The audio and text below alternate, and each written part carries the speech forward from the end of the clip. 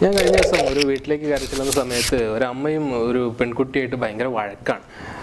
വഴക്കെന്ന് പറഞ്ഞു കഴിഞ്ഞാൽ അമ്മ ചോദിക്കുന്ന കുട്ടിയോട്, ഞാൻ നിനക്കെന്താ ഇത് പറഞ്ഞിട്ട് നിന്നോടത്ത് പറഞ്ഞിട്ടെന്താ നിനക്ക് മനസ്സിലാവാത്തത്? അപ്പോൾ കുഞ്ഞ് അമ്മയോട് ചോദിക്കുന്നു, എനിക്കല്ല മനസ്സിലാവാത്തത്, നിങ്ങൾക്കാണ് മനസ്സിലാവാത്തത്. അപ്പോൾ അമ്മ പറഞ്ഞു, എന്നെ ഇനി മനസ്സിലാക്കാൻ നിൽക്കണ്ട, ഞാൻ ഒരുപാട് കാലം ഇത് മനസ്സിലാക്കുന്ന ആളാണ്.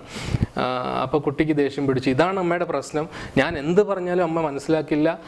ഇങ്ങനെ തുടങ്ങിയിട്ട് ഇങ്ങനെ പരസ്പരം അങ്ങോട്ടും ഇങ്ങോട്ടും വഴക്ക് കൂടിക്കൊണ്ടിരിക്കുക. അപ്പോൾ ഞാൻ തമാശയായിട്ട് ചോദിച്ചു, സത്യത്തിൽ നിങ്ങൾക്കാണോ ഇത് മനസ്സിലാവാത്തത്, എനിക്കാണോ മനസ്സിലാവാത്തതെന്ന് ചോദിച്ചു.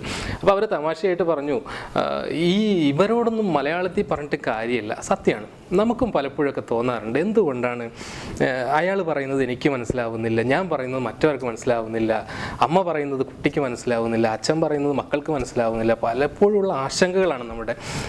എന്തുകൊണ്ടാണ് ഈ മനസ്സിലാവായ്മ ഉണ്ടാവുന്നത് എന്നതാണ് ഞാൻ നിങ്ങളോട് ചോദിക്കുന്നത്. സത്യത്തിൽ നമ്മൾ പലപ്പോഴും കണ്ടിട്ടുണ്ട്, വ്യക്തിത്വ വികസന ക്ലാസ്സുകൾ, സംസാര രീതിയിൽ മാറ്റം വരുത്താം, കമ്മ്യൂണിക്കേഷൻ ഡെവലപ്പ് ചെയ്യാം, നിങ്ങൾക്ക് നല്ല ആകർഷണീയമായ വ്യക്തിത്വം ഉണ്ടാക്കാം, ഇൻ്റർപേഴ്സണൽ റിലേഷൻഷിപ്പ് സൃഷ്ടിക്കാം. എന്താണ് ഇതൊക്കെ പറഞ്ഞു കഴിഞ്ഞാൽ നമുക്ക് സംഭവിക്കുന്നത്? ഞാൻ ചോദിക്കുന്നത്, ഞാനൊരു രസകരമായൊരു ഉദാഹരണത്തിലേക്ക് നിങ്ങളെ കൊണ്ടുപോകാം. നമ്മുടെ മൊബൈലുകൾ നമുക്കറിയാം, നമ്മുടെ കയ്യിൽ ഒരുപാട് പല കമ്പനികളുടെയും മൊബൈലുകൾ നമ്മൾ കണ്ടുവരുന്നുണ്ട്. ഇപ്പോൾ സാംസങ്, ആപ്പിൾ, പിന്നെ സോണി, അങ്ങനെ പല മൊബൈലുകളും. എന്നാൽ നമ്മുടെ കയ്യിലൊക്കെ ഉള്ള മൊബൈലിൽ ഒരുപാട് സെറ്റിങ്സുകളുണ്ട്. അതിൻ്റെ സെറ്റിങ്സ്, മോർ സെറ്റിങ്സ്, അതിൻ്റെ പിന്നിലേക്ക് പോയിട്ട് കഴിഞ്ഞാൽ നമുക്കതിൽ ചേഞ്ച് ചെയ്യാൻ കഴിയുന്ന വേറെ ചില സെറ്റിങ്സുകൾ. പക്ഷേ നമ്മുടെ കയ്യിലുള്ള മൊബൈലിൻ്റെ സെറ്റിങ്സിലേക്ക് നമ്മൾ എത്ര പോയിട്ടുണ്ടാവും ഒന്ന് ആലോചിച്ച് നോക്കിക്കേ. ഇപ്പോൾ പിന്നെ നമ്മുടെയൊക്കെ സാധാരണക്കാരായ ആളുകൾക്ക് ആകെ മൊബൈൽ സെറ്റ് ചെയ്യാൻ അറിയുന്നത് പച്ച ബട്ടൺ ഞെക്കിയാൽ ഫോൺ എടുക്കാം, ചുവന്ന ബട്ടൺ ഞെക്കിയാൽ കട്ടാക്കാം. അതിനപ്പുറത്തേക്ക് ഒരു പക്ഷേ ഡെസ്ക്ടോപ്പിലുള്ള പിക്ചറും കൂടെ മാറ്റാൻ അറിയുണ്ടാവും. അതിനർത്ഥം ഈ മൊബൈലുകളിൽ ഈ ജാതി സെറ്റിങ്സ് ഒന്നും ഇല്ല എന്നാണോ? അല്ലല്ലോ. ഇതേപോലെ ഓരോ മനുഷ്യനും അവൻ്റെ സ്വഭാവത്തിലായാലും അവൻ്റെ വ്യക്തിത്വത്തിലായാലും അവൻ്റെ സംസാര രീതിയിലായാലും ഒരുപാട് സെറ്റിങ്സ്, ഞാൻ പറയുന്നത് മോർ സെറ്റിങ്സ് ഉണ്ടെന്നാണ്.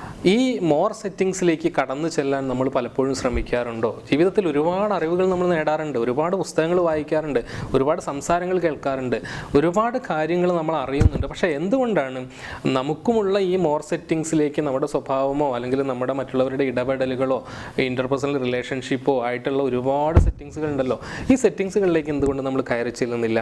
ഓരോ സെറ്റിങ്സിലേക്കും കയറി ചെന്ന് ഇന്ന സ്വഭാവത്തെ ഇന്നതാക്കി മാറ്റാൻ എനിക്ക് കഴിഞ്ഞിരുന്നെങ്കിൽ ഞാൻ നേരത്തെ സൂചിപ്പിച്ച മനസ്സിലാകാത്ത ഭാഷകൾ ഉണ്ടാവില്ലായിരുന്നു, മറ്റുള്ളവർക്ക് എന്നെക്കുറിച്ച് ദേഷ്യം പിടിക്കില്ലായിരുന്നു, മറ്റുള്ളവർ ഞാൻ സംസാരിക്കുന്നതിൽ ബോറടിക്കില്ലായിരുന്നു. പക്ഷേ നമ്മളെ സംബന്ധിച്ചിടത്തോളം പലപ്പോഴും പലരോടും ഞാൻ സംസാരിക്കുമ്പോൾ അവർ പറയാറുള്ളത്, എനിക്ക് ഇത്രയൊക്കെ മതി, എനിക്കൊരു സ്വഭാവമുണ്ട്, ആ സ്വഭാവം വെച്ചിട്ട് ഞാൻ പെരുമാറും, അതിനപ്പുറത്തേക്കൊന്നും എന്നെ നിങ്ങൾ ട്രെയിൻ ചെയ്ത് മാറ്റേണ്ടതില്ല. അതല്ലല്ലോ സത്യം.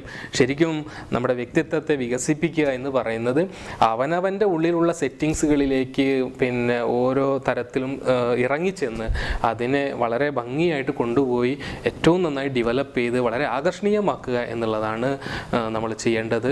ഞാൻ പറഞ്ഞത്, നിങ്ങൾക്ക് മൊബൈൽ ഒരു പക്ഷേ പുതിയത് വാങ്ങാം, പുതിയ സെറ്റിങ്സ് ഉള്ള ഒരു മൊബൈൽ വാങ്ങാൻ നിങ്ങൾക്ക് കുറച്ച് ക്യാഷ് മുടക്കിയാൽ മതിയാവും. പക്ഷേ എനിക്ക് നിങ്ങളോട് ചോദിക്കാനുള്ളത്, നിങ്ങൾക്ക് മാറ്റി വാങ്ങാൻ കഴിയില്ലല്ലോ. അതുകൊണ്ട് നിങ്ങളാണ് നിങ്ങളുടെ സ്വഭാവങ്ങളുടെ ഓരോന്നിലേക്കും പോയി അത് ചേഞ്ച് ചെയ്തെടുക്കേണ്ടത്.